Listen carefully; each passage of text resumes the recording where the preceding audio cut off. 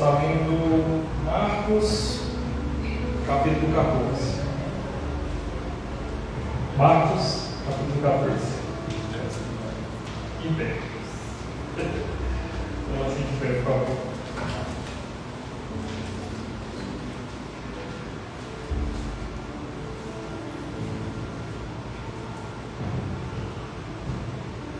O título dessa palavra é Amanhã pode ser tarde demais. Evangelho segundo Marcos, capítulo 14, verso 1 ao 9.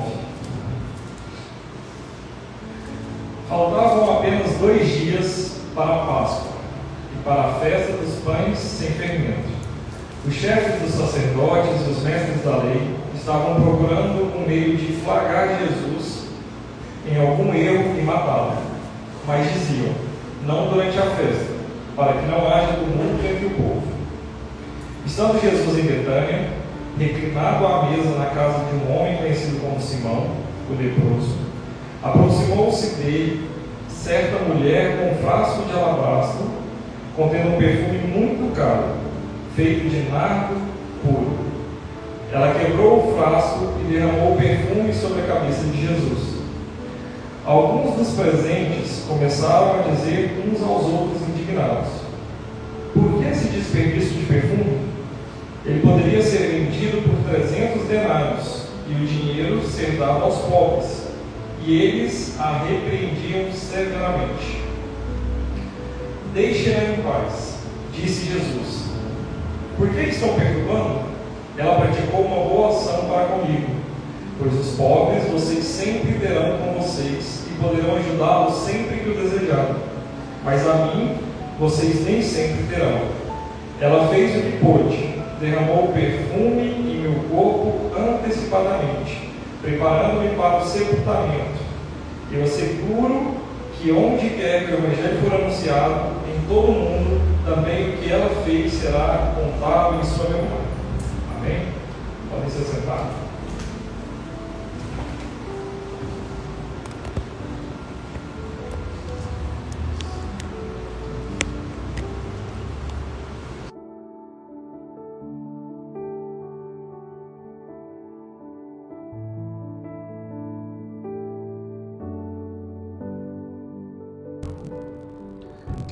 Amém. Então, essa palavra, ela vou trazer alguns dados, dessa palavra. Então, ela é no momento em que Jesus, ele vem para a última festa de Páscoa, Ele está presencialmente na última festa de Páscoa com os discípulos e com as pessoas que o amavam. Ele está numa casa onde ele sempre ia. Era uma casa onde ele tinha intimidade. Era uma família que Jesus gostava muito. Marta, Maria. E naquele lugar, a palavra fala que ele estava debruçado na mesa. Ele estava em paz naquela mesa. Ele estava tranquilo. Eu não chego em uma casa onde eu não tenho costume, onde eu não conheço as pessoas, onde eu não tenho liberdade, e deito na mesa ou me coloco ali com aquele pessoal, vou sentar no sofá. Geralmente a gente faz isso onde a gente já tem uma certa liberdade, onde a gente já conhece. Então, ali com Simão, com Marta, com Maria, Jesus estava tranquilo. Sempre que ele passava por aquela cidade, Jesus sempre ia para a mesma casa, para o mesmo lugar. Só que nesse dia, algo novo acontece. Algo inusitado. A palavra fala aqui no verso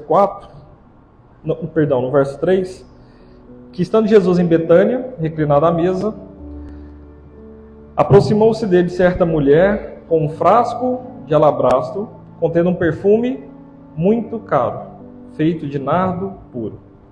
Em outras traduções falam perfume raríssimo. E o que chama bastante atenção é que a palavra ela não fala que é um perfume raro, é um perfume raríssimo. Ele não era um perfume caro, ele era um perfume caríssimo, muito caro. Tudo bem, E eu fui pesquisar, né, o porquê que esse perfume era raríssimo, por que ele era tão caro. E o nardo puro, ele era um perfume que ele não era encontrado em Israel. Ele precisava ir nas cordilheiras buscar, geralmente era uma planta específica que destilava esse perfume.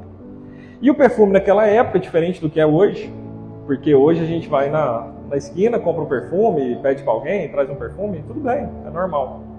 O perfume naquela época, ele era caro, muito caro. Era difícil comprar perfume. E o perfume não era comprado em um frasco já fechado, 100 ml. Não, a pessoa ia e conseguia comprar 1 ml, 2 ml. Quando ela quebra o vaso de alabastro, a palavra fala que os discípulos estimam que o valor daquele perfume era de 300 denários. Um denário, eu estou só contextualizando mesmo para a gente entender. Um denário era o trabalho de um dia. Então, quando ele fala 300 denários, ele está falando de um serviço de praticamente 1 ano. Então, aquele perfume tinha um valor de 1 ano de trabalho de uma pessoa. E quem quebra esse perfume, ela quebra o vaso e unge Jesus. Mais uma vez eu conversando com a Isadora mesmo em casa, eu falei, por que ela quebrou o vaso, né? Assim, você pensa que o vaso de alabastro, ele é uma pedra, ele é como se fosse uma pedra. E esse vaso, ele continha cerca de 500 ml de perfume. Então ele não era um vaso muito pequenininho, não era um frasquinho de perfume, mas também não era um vaso muito grande. Mas para quebrar, ela precisou de alguma ferramenta, ou ela precisou de alguma coisa para conseguir quebrar aquele vaso. A questão é que ela podia simplesmente derramar na cabeça de Jesus. Mas a palavra fala que ela quebrou o vaso. E quando a gente fala de quebrar um vaso que é feito de quase um mármore, uma pedra, tem uma chance de se machucar, de se ferir. Por que ela fez isso? Por que ela simplesmente não virou, né? E o que Deus falou comigo nessa palavra, já tem um certo tempo que eu estou estudando sobre essa palavra, é que muitas vezes a gente se aproxima do Senhor em determinadas situações e a gente derrama sobre Ele a nossa vida. Só que o derramar, ele pode ter uma pausa. A gente pode parar no meio do processo. Muitas vezes a gente começa a se derramar na presença do Senhor e fala, não, até aqui tá bom, Senhor. Pode entrar aqui, entra aqui no quarto. Não, na cozinha não precisa não, tá tudo tranquilo. Aqui em casa tá tudo bem. E a palavra fala que o Senhor, ele está à porta e bate. Aquele que convidar, ele vai entrar e vai ceiar. Mas ele tem que ter a plenitude do nosso ser. Então, quando Marta e Maria ali, mas quando Maria quebra aquele vaso diante de Jesus, ela está se entregando sem reservas para Jesus. Ela está se entregando por completo para Jesus. O que ela está fazendo ali é um sacrifício. Ela fala, eu vou quebrar todo o meu ser, porque eu não quero me entregar parcialmente para o Senhor. Eu não quero no meio do caminho me arrepender. Eu quero entregar tudo. Então, quando ela quebra o vaso, por mais que aquilo poderia custar para ela, por mais que aquilo poderia machucar ela, por mais que aquilo poderia ter ferido ela, ela não se importa. Ela se entrega totalmente na presença de Jesus.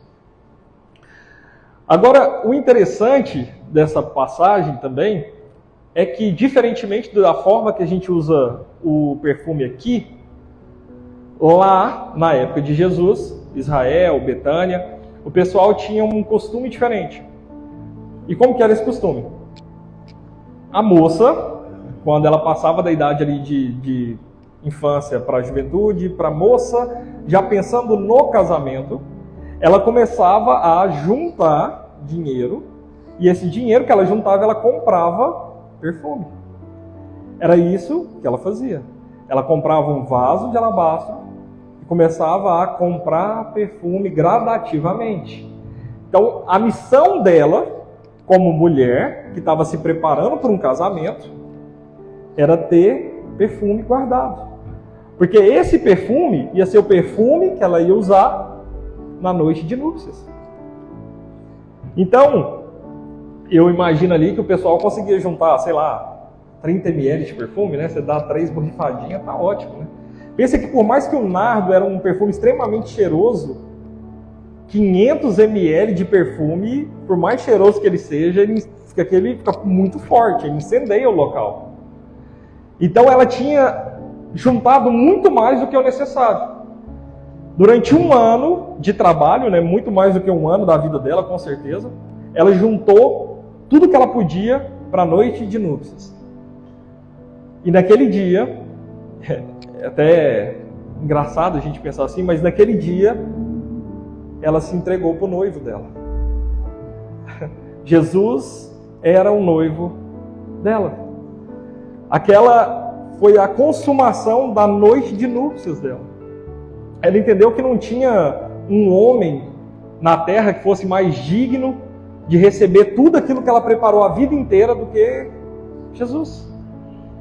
E naquele dia, por mais que todos os discípulos soubessem, todas as mulheres soubessem, todas as pessoas que seguiam Jesus sabiam, ninguém fez nada. Todos sabiam que era fim do tempo de Jesus. Jesus já estava vindo alertando há muito tempo. E ele vem alertando e explicando, eu vou ser entregue, eu vou morrer, eu vou me entregar por vocês, é necessário que isso se cumpra. Mas todos estavam ali próximos de Jesus, sempre junto de Jesus. Mas naquele momento, algo diferente acontece. Porque quando ela quebra esse vaso e derrama sobre a cabeça de Jesus, as pessoas começam a repreendê-la. Então, a primeira coisa que a gente tira disso, sempre que for fazer algo extraordinário para Deus, não espere com que as outras pessoas aplaudam aquilo, ou te deem força naquela decisão. Sempre que você for fazer algo extraordinário nos negócios, não espere que as outras pessoas te incentivem naquilo que você vai fazer. Por quê? Simples. Se todo mundo, é uma máxima, né, dos negócios, mas se todo mundo tivesse a visão que a gente tem, todo mundo teria chegado onde a gente quer chegar. Ou, por outro lado, se você quer chegar em um lugar onde ninguém chegou, você tem que estar disposto a fazer coisas que ninguém fez. Aquilo que ela fez ali naquele momento, Jesus repreende todos aqueles que estavam tentando repreender. Ele fala, em verdade vos digo que por toda a eternidade, aonde o evangelho for pregado, esse dia vai ser lembrado. Porque ela me preparou previamente para o meu enterro. Em outras palavras, ela estava embalsamando o corpo de Jesus. 500 ml de perfume. Ela estava preparando Jesus para a morte. Ela se entregou completamente para o noivo. Ela entendia isso. Amém? Eu vou estar fazendo algumas outras leituras, só para deixar um pouco mais claro. Marcos 15, verso 40.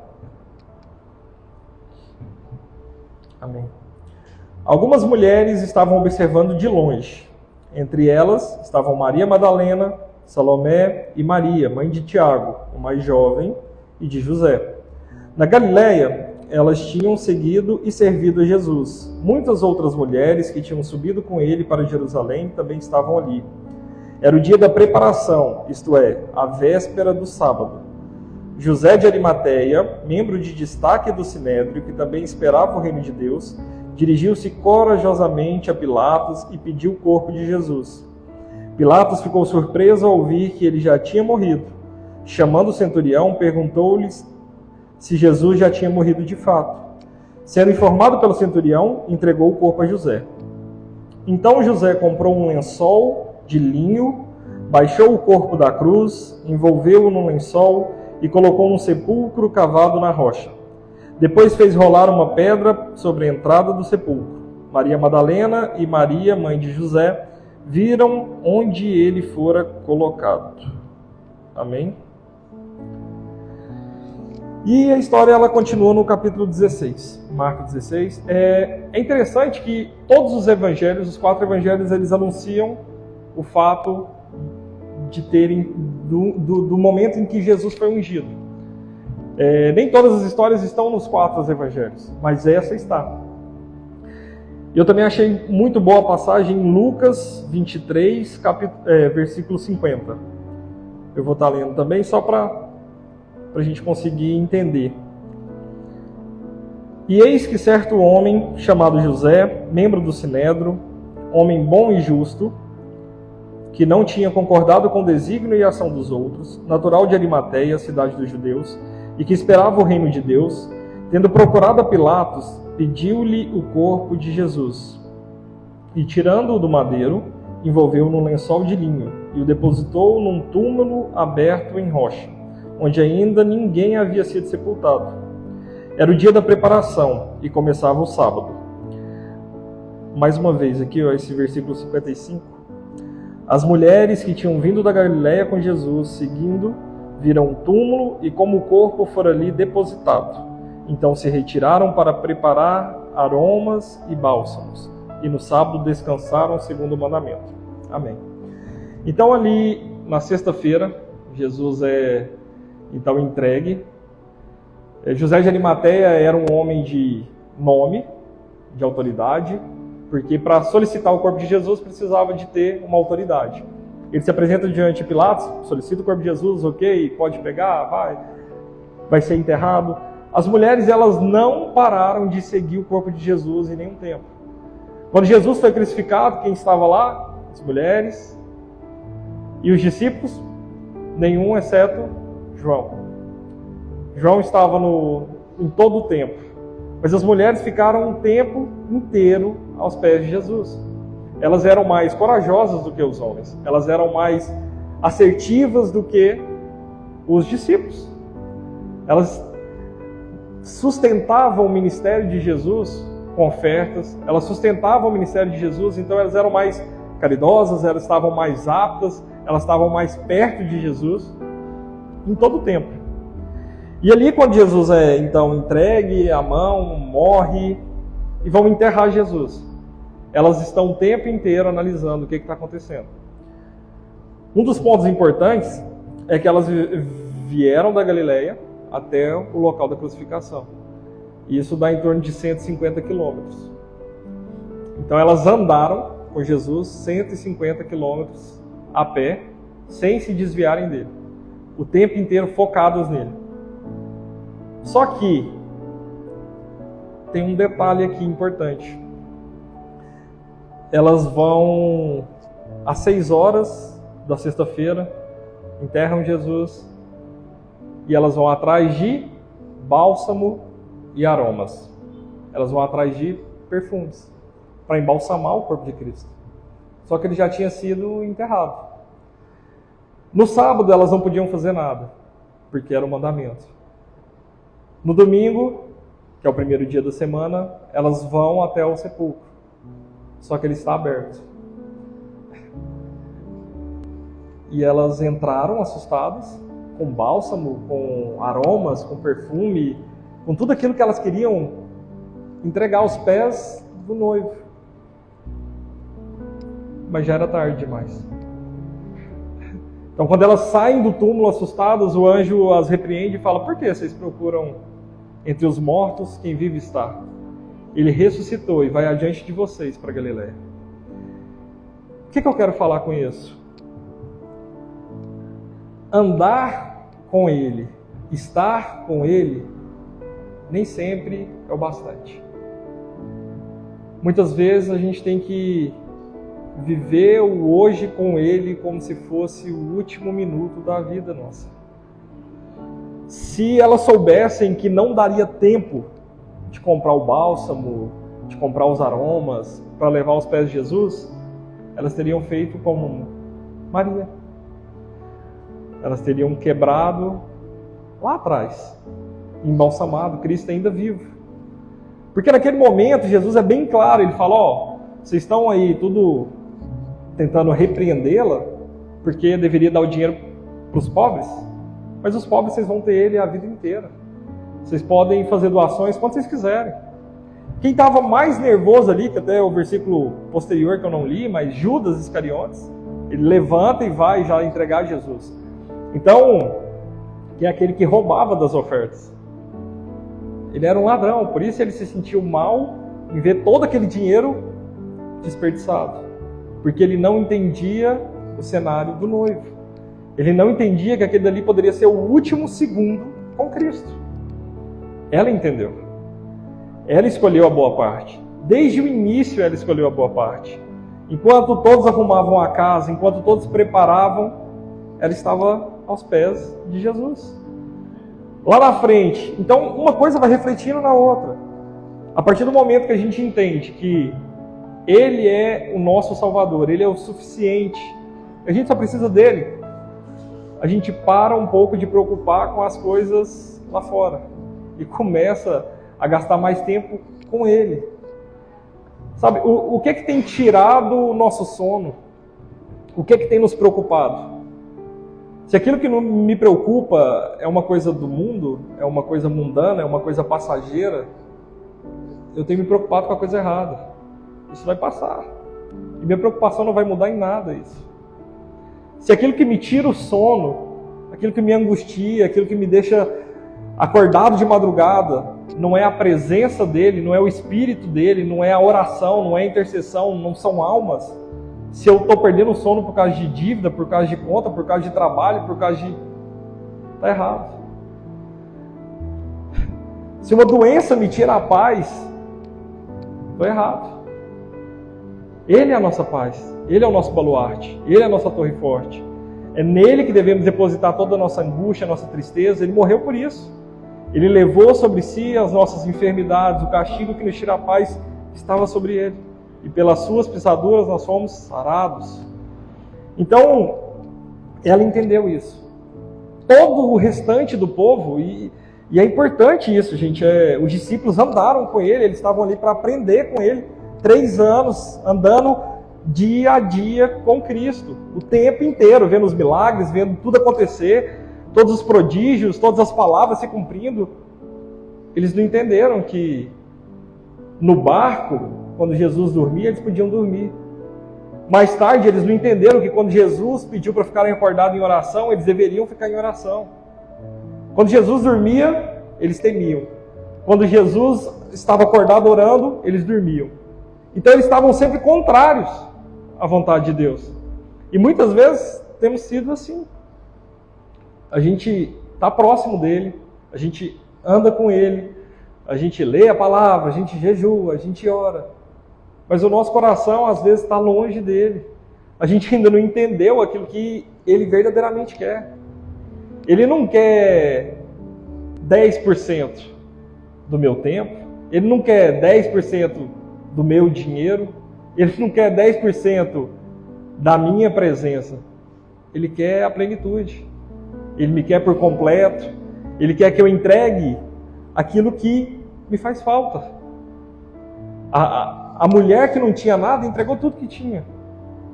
Então, se a gente começa a entender aquilo que Ele quer de nós, certamente por toda a eternidade o nosso nome vai ser lembrado. Os feitos que fizemos por Ele, para Ele, nele, certamente vão ser lembrados, vão ser memoráveis.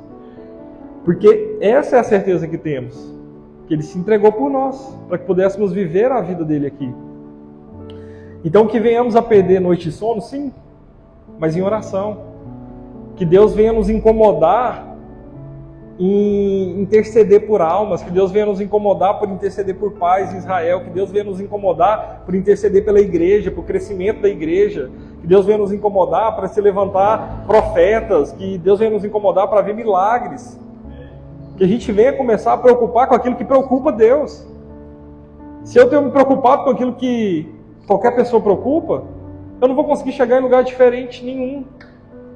Para chegar em algo diferente, para mim conseguir ver sinais que Elias via, para mim conseguir fazer prodígios que Moisés, Abraão, os pais da fé fizeram, eu tenho que entender que eu tenho que me colocar nos lugares onde eles se colocaram, na brecha, na presença de Deus, aonde tudo que eu consigo ver e ouvir é Ele.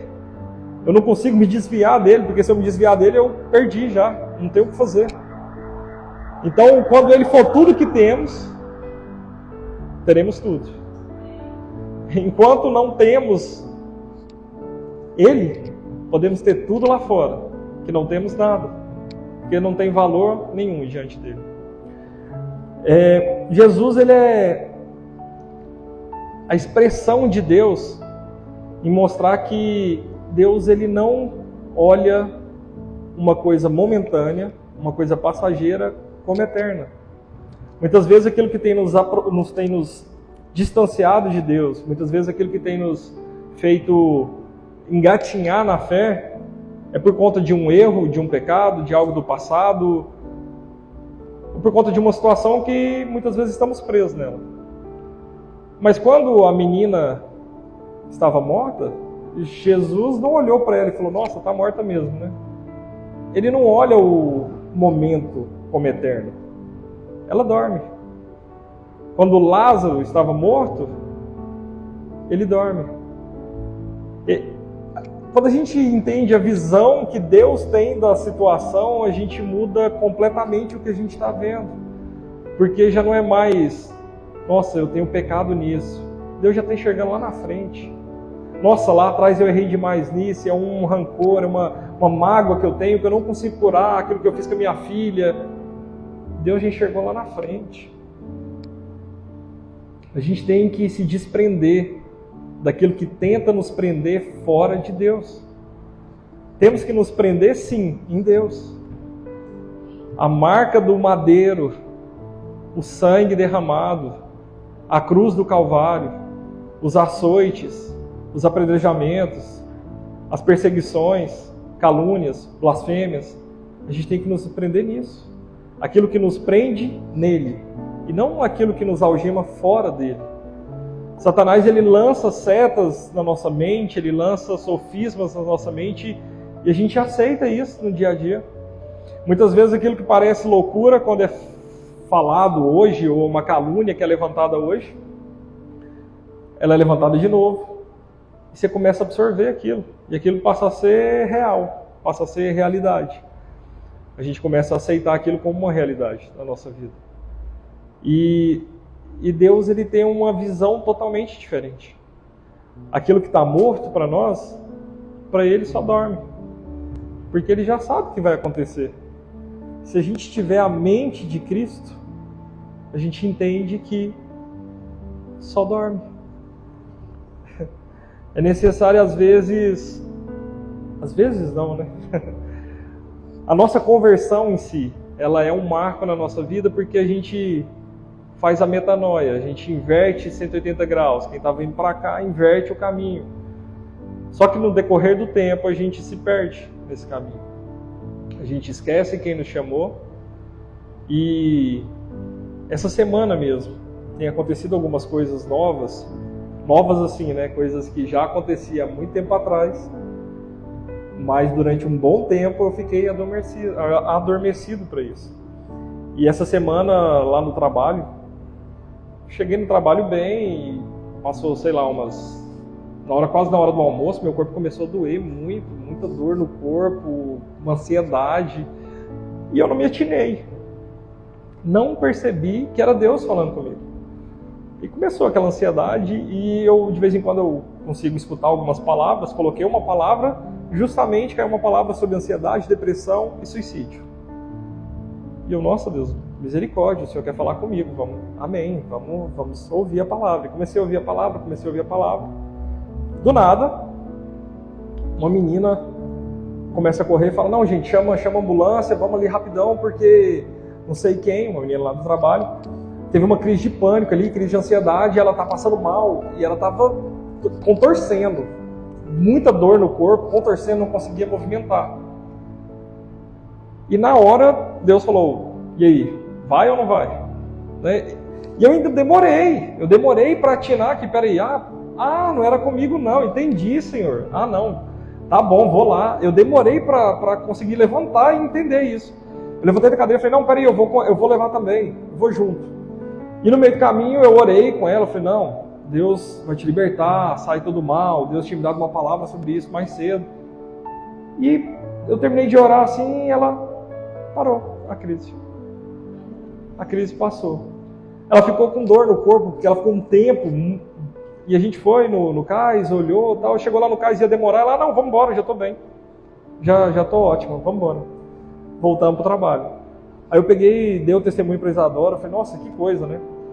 Hoje, eu fui olhar até foi corrido hoje por conta disso, fomos olhar alguma coisa no carro e voltei com um amigo nosso lá um vendedor. E ele começou a me dar testemunhos. Ele falou, nossa, Thiago, eu vi alguns vídeos seu e, cara do céu, Deus tem me usado agora, depois de muito tempo. E antigamente Deus me usava demais para libertar demônios, para libertar as pessoas, né? Assim, eu vi os demônios e tudo. E fiquei muito tempo sem ver e agora Deus começou a me usar de novo. Comecei a ter sonho, comecei a ter não sei o quê. Eu falei, cara, que bênção, que bênção. E são coisas básicas da fé que a gente perde no caminho. Esse senso de urgência a gente tem no primeiro amor. Maria,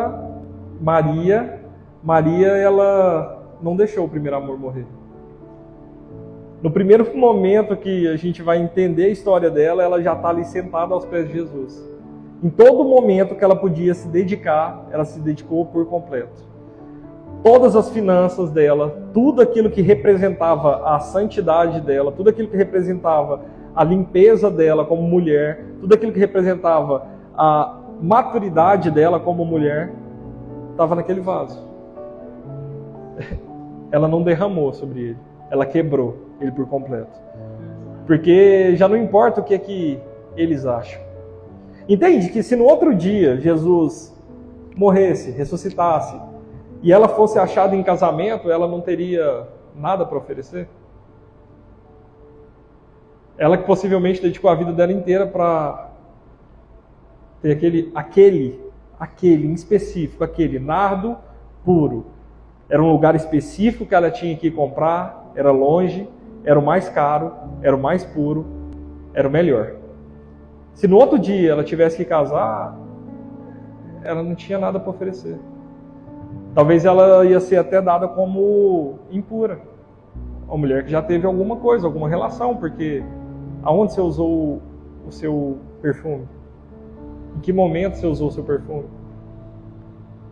Entende que quando a gente está na presença dele, entendendo quem ele é, já não importa nada que todo mundo pense? Não importa. Ela tinha 500 ml, ela podia derramar 10 ml, estava ótimo. Nossa, vou guardar isso aqui. Tudo. Senhor, é por completo, Senhor. Se o Senhor não for governar minha vida por completo, Pai, nem me faz conhecer o Senhor. Porque o que adianta eu conhecer o Senhor 90% e os 10% me prender nesse mundo? O que adianta eu batalhar com as minhas forças e não conquistar nada daquilo que Ele quer para mim? O que adianta eu conquistar tudo que eu quero aqui, eu tenho o emprego que eu quero, o carro que eu quero, a família que eu quero, a vida que eu quero, e se eu morrer amanhã, eu não tenho Ele? O amanhã pode ser tarde demais. Para todas as outras mulheres foi tarde demais. Naquele outro dia elas dariam tudo que elas têm para poder entrar na presença dele. Sabe? Uma vez, lá em casa, eu estava pesquisando sobre o túmulo de Jesus. Até já contei isso uma vez aqui na igreja. E deixei no celular aqui, guardei o celular. E a Sara veio, pegou o celular. Falou, papai, deixa eu só olhar uma coisa aqui, um vídeo. Eu falei, pode olhar, filho. Ela pegou e falou, o que é isso aqui? Que é um túmulo diferente, né, e tal. Eu falei, não, esse aqui é um túmulo onde as pessoas eram enterradas na época de Jesus, era assim e tal. Ela, tá, e esse aqui é qual? Eu falei, não, esse daí é a foto do túmulo de Jesus. Irmãos, ela parou e olhou para mim assim, indignada. Ela falou assim, não, mas como assim essa aí é a foto do túmulo de Jesus? Eu falei, é a foto de onde Jesus foi enterrado. Ela falou, mas você sabe onde Jesus foi enterrado? Eu falei, uai, filha, sei. Ela, uai, por que a gente nunca foi lá? Assim, foi uma pergunta ingênua, uma forma de pensar ingênua, mas ela falou, pai, a gente já viajou tanto, já fez tanta coisa, você faz isso, faz aquilo, e você sabe onde Jesus foi enterrado e você nunca foi lá? E aquilo para mim foi tão pesado.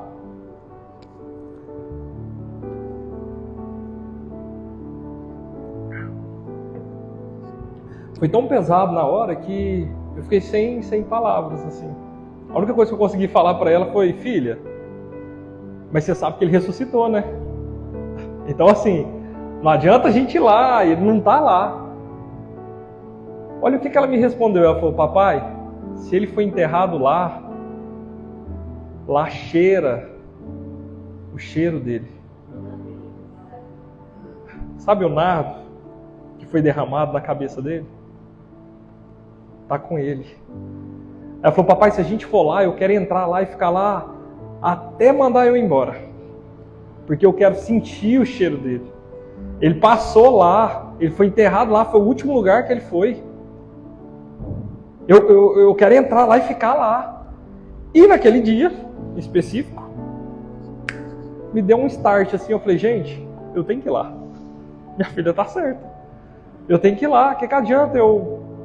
Ah, não, mas não faz sentido, porque em verdade vos digo que a hora vem e já chegou, em que os verdadeiros adoradores adorarão em espírito e em verdade. Então não é necessário ir no monte, não é necessário ir em Jerusalém, não é necessário ir ao templo, porque o Espírito da verdade habita em vós. Amém, glória a Deus, eu conheço a palavra. Mas para que eu viajo tantos lugares e eu nunca pensei: peraí, eu tenho que ir aonde ele foi? Eu quero sentir o que ele sentiu ali, eu quero passar nos lugares onde ele passou.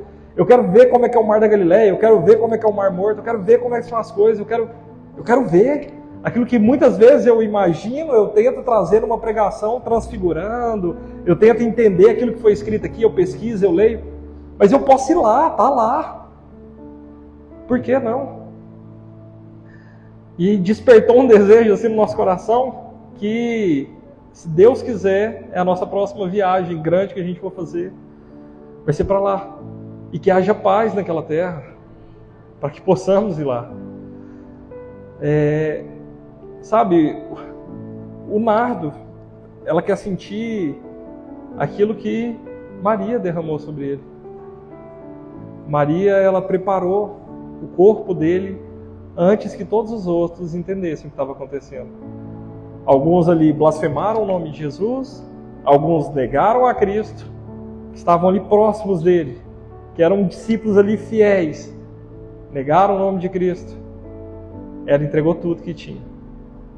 Então, que venhamos a entender que levar a palavra para o meu pai, ou eu levar a palavra para um amigo meu que está em depressão, o amanhã pode ser tarde demais para ele. Eu não sei o que vai acontecer amanhã. O amanhã dele pode ser um suicídio. E como eu vou reagir a isso? Sabendo que Deus me direcionou a pregar a palavra. Que a única função que eu tenho nessa terra é pregar a palavra. Quando João Batista manda os discípulos, 2 discípulos dele, ir até com Jesus, para ver o que estava acontecendo, se realmente Jesus era o Messias, ou se ainda era necessário esperar que outro viesse. Eles chegam diante de Jesus, Jesus está ali curando enfermos e tal. E eles questionam, falam: Jesus, é o Senhor mesmo, que é o que a gente estava esperando? O Senhor é o Messias ou a gente tem que esperar outra pessoa vir? Ele fala assim: voltem para João Batista e falam aquilo que vocês têm visto. Os cegos vêm, os coxos andam, os enfermos são curados, os possessos são libertos e os pobres recebem as boas novas do Evangelho. Sabe, a pobreza ela não é uma doença. A riqueza muitas vezes sim. A riqueza ela nos cega, ela é a raiz de todos os males, porque ela é o dinheiro. O amor ao dinheiro é a raiz de todos os males. E o entendimento desse século cegou a nossa mente de uma tal forma que a gente só consegue viver, pensar, correr atrás, gastar o nosso tempo, a nossa força, a nossa juventude, a nossa saúde atrás do dinheiro. E quando chegar lá na frente, a gente vai gastar todo o dinheiro tentando recuperar a saúde, juventude, tentando recuperar a presença dos filhos, tentando recuperar aquilo que a gente perdeu. E o problema é que não tem como recuperar. Já não é tempo mais de levar o bálsamo, já não é tempo mais de comprar os aromas, porque ele já ressuscitou. Sabe, se eu perder o tempo que eu tenho com a Sara hoje, daqui 20 anos, quando talvez eu tiver tempo, se eu ficar bem, glória. Mas se der certo, ela já não vai ter tempo mais, porque ela vai estar correndo atrás, porque eu ensinei isso para ela.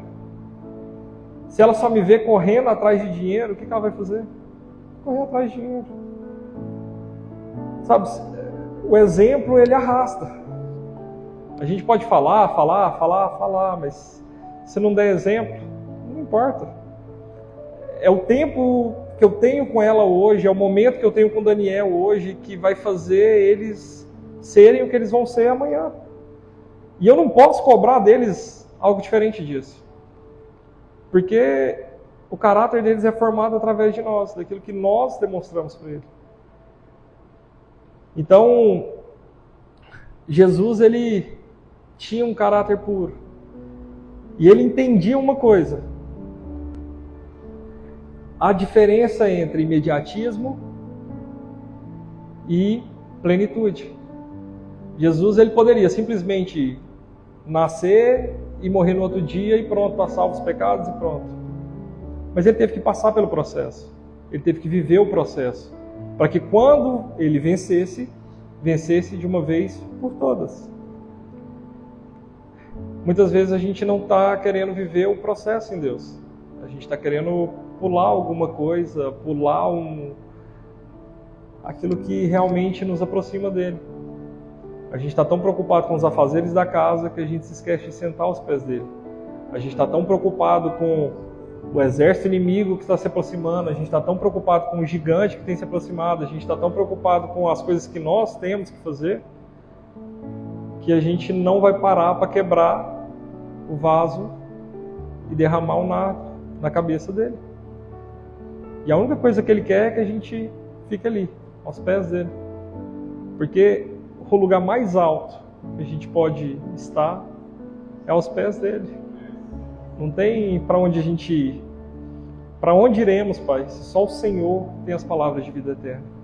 Amém?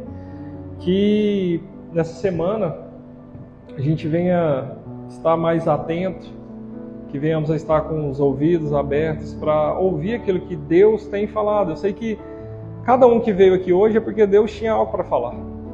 Então, muitas vezes Deus tem dado direção, Deus tem falado conosco aquilo que devemos fazer e a gente tem deixado para lá, tem deixado para amanhã.